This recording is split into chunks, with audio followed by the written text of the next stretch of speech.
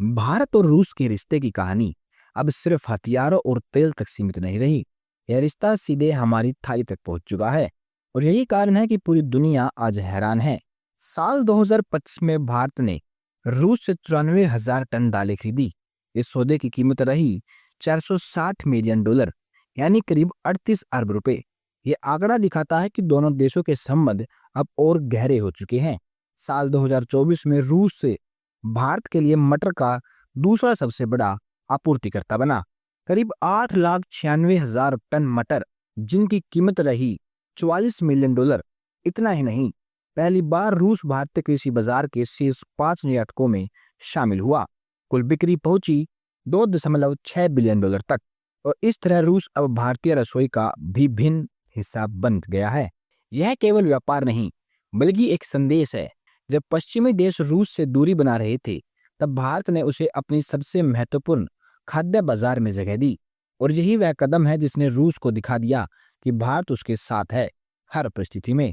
इस बदलाव के पीछे रूस की नई रणनीति, मटर, मसूर और चने पर आयात शुल्क घटाए गए, खेती में निवेश बढ़ाया गया और अब केवल गेहूं व जौ ही नहीं, बल्कि दालों की भी बम्पर पैदावार होने लगी। भारत, जो दुनिया का सबसे बड़ा दाल उत्पादक है, इस स्थिति से सीधा लाभ पा रहा है।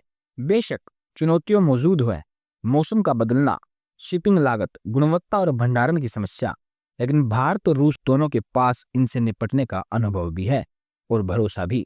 इसी वजह से भारत को मिलने लगी है स्थिर और व्यापारी दालें, महंगाई पर नियंत्रण संभव हुआ है और भविष्य में कृषि तकनीक, बीज और खेती में नई साझेदारियां भी हो सकती हैं। तेल और हथियारों की चर्चाओं से अलग यह दालों की कहानी एक बड़ी सीख देती है। साझेदारी केवल बड़े प्रोजेक्ट से ही नहीं निपटती, बल्कि रोजमर्रा की जरूरतों से भी मजबूत होती हैं। भारत ने रूस से दाल खरीदकर न केवल अपनी आवश्यकताओं की पूर्ति की, बल्कि एक भरोसे का रिश्ता और भी मजबूत किया। दुनिया बदल सकती है, हालात बदल सकते हैं, लेकिन वह रिश्ता स्थायी रहता है जो भोजन की थाली तक पहुंच जाए। अब सवाल यह है, क्या भारत और रूस की यह साझेदारी भविष्य में पूरी दुनिया की राजनीति और व्यवस्था को नई दिशा दे पाएगी?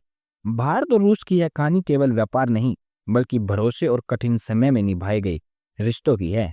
आपकी नज़र में क्या ये साझेदारी आने वाले वर्षों में मजबूत होगी या नए हालात इसे चुनौती देंगे? अपने विचार हमें कमेंट्स में जरूर बताएं और अगर आप अंतर्राष्ट्रीय रिश्तों की ऐसी ही गहराई से जुड़ी खबरें जानना चाहते हैं तो चैनल को सब्सक्राइब करना ना भूलें। हम जल्दी फिर मिलेंगे एक और नई महत्वपूर्ण घटना के साथ। जय हिंद।